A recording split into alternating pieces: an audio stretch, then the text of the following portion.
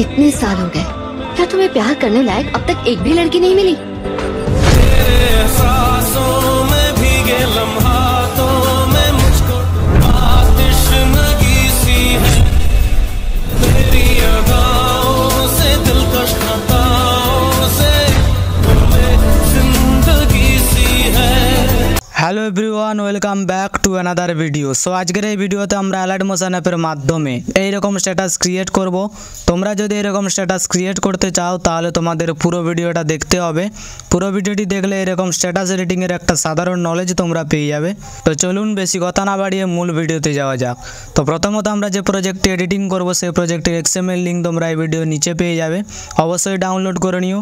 আর যে সমস্ত ফটো আমি ব্যবহার করব সমস্ত ফটো তোমরা আমার টেলিগ্রাম চ্যানেলে পেয়ে যাবে। যদি ফটোগুলো জরুরি মনে হয় তাহলে টেলিগ্রাম চ্যানেলে জয়েন হয়ে ফটোগুলো ডাউনলোড করতে পারো, ঠিক আছে। তো সমস্ত কিছু ডাউনলোড করা হয়ে গেলে অ্যালার্ট মোশন অ্যাপটা ওপেন করবে। ওপেন করার পর প্রজেক্টে আসবে, এরপর ফুল প্রজেক্টটাকে ওপেন করবে। তো এই প্রজেক্টের মধ্যে আমরা প্রথমত করব ফন্ট অ্যাড। তার জন্য তোমরা নিচে আসার পর এখানে টেক্সট দেখতে পাচ্ছ, এই গ্রুপটার মধ্যে ক্লিক করবে, এডিট গ্রুপে আসবে। এখানে তোমরা তিনটে গ্রুপ দেখতে পেয়ে যাবে। তো যে কোনো একটা গ্রুপের উপর ক্লিক করবে, এডিট গ্রুপে আসবে। এবার এখানে তোমরা লিরিক্সটা দেখতে পেয়ে যাবে। তো যে কোনো একটা লিরিক্সের উপর ক্লিক করবে, এডিট টেক্সটে আসবে। ওপর থেকে যে ফন্টটা রাখতে চাও ফন্টটা সিলেক্ট করে টিক মার্কে ক্লিক করলে ফন্টটা অ্যাড হয়ে যাবে। এরপর এখান থেকে ব্যাক আসবে, পরবর্তী লিরিক্সটার উপর ক্লিক করবে, এডিট টেক্সটে আসবে। এবার যে ফন্টটা রাখতে চাও ফন্টটা সিলেক্ট করবে, এরপর টিক মার্কে ক্লিক করলে ফন্টটা অ্যাড হয়ে যাবে। এরপর এখান থেকে ব্যাক আসবে। তো এরকমভাবে তোমরা সমস্ত লিরিক্সগুলোর মধ্যে ফন্ট অ্যাড করবে। এবার ফন্ট অ্যাড করা হয়ে গেলে এখান থেকে ব্যাক আসবে।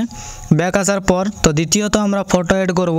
তার জন্য সবার উপর একটা ফটো দেখতে পাচ্ছ, এই ফটোটাকে চেঞ্জ করতে চাইলে ফটোর উপরে ক্লিক করবে, কালার অ্যান্ড ফিলে আসবে, এই অপশানটাতে ক্লিক করবে। এরপর ফটোটা সিলেক্ট করবে, এরপর প্লাস আইকনে ক্লিক করলে ফটোটা অ্যাড হয়ে যাবে। তো এরপর এখান থেকে ব্যাক আসবে, তোমরা স্ক্রল করে নিচে চলে আসবে।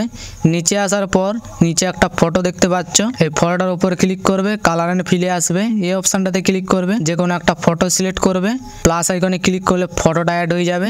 এরপর এখান থেকে ব্যাক আসবে। ব্যাক আসার পর তোমরা চলে আসবে 4.21 সেকেন্ডে। এবার 4.21 সেকেন্ডে আসার পর ফটোর উপর ক্লিক করবে, কালার অ্যান্ড ফিলে আসবে, এই অপশানটাতে ক্লিক করবে, যে কোনো একটা ফটো সিলেক্ট করবে, প্লাস আইকনে ক্লিক করলে ফটোটা অ্যাড হয়ে যাবে।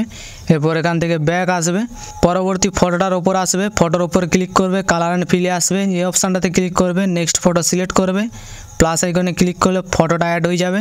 এরপর এখান থেকে ব্যাক আসবে। ব্যাক আসার পর তোমরা চলে আসবে 9.7 সেকেন্ডে। এবার 9.7 সেকেন্ডে আসার পর ফটোর উপর ক্লিক করবে, কালার অ্যান্ড ফিলে আসবে, এই অপশানটাতে ক্লিক করবে, যে কোনো একটা ফটো সিলেক্ট করবে, এরপর প্লাস আইকনে ক্লিক করলে ফটোটা অ্যাড হয়ে যাবে। এরপর তোমরা চলে আসবে 9.20 সেকেন্ডে। তো 9.20 সেকেন্ডে আসার পর এখানে তোমাদের একটা কথা বলে দিই, ওপরে একটা ফটো আর নিচে একটা ফটো, এই দুটো ফটো সেম ফটো থাকবে।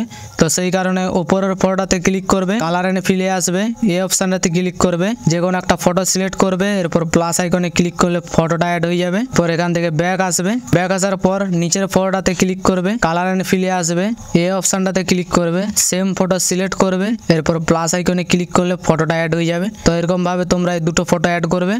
এরপর এখান থেকে ব্যাক আসবে। ব্যাক আসার পর তোমরা চলে আসবে 12.8 সেকেন্ডে। এবার 12.8 সেকেন্ডে আসার পর ফটোর উপর ক্লিক করবে, কালার অ্যান্ড ফিলে আসবে, এই অপশানটাতে ক্লিক করবে, যে কোনো একটা ফটো সিলেক্ট করবে, প্লাস আইকনে ক্লিক করলে ফটোটা অ্যাড হয়ে যাবে। এরপর এখান থেকে আবার ব্যাক আসবে।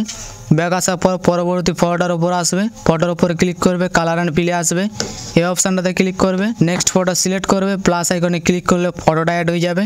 তো এরপর এখান থেকে আবার ব্যাক আসবে। তো এরকমভাবে তোমরা সমস্ত ফটোগুলোকে অ্যাড করবে যেরকমটা দেখালাম। তো এবার তৃতীয়ত আমরা ভিডিওটি গ্যালারিতে সেভ করে নেব।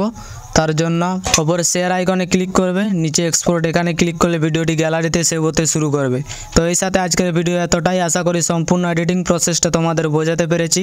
ভিডিওটি ভালো লাগলে চ্যানেলটি অবশ্যই সাবস্ক্রাইব করবে। তো দেখা হচ্ছে নতুন কোনো ভিডিও নিয়ে, ততক্ষণ নিজের খেয়াল রাখবে। বাই।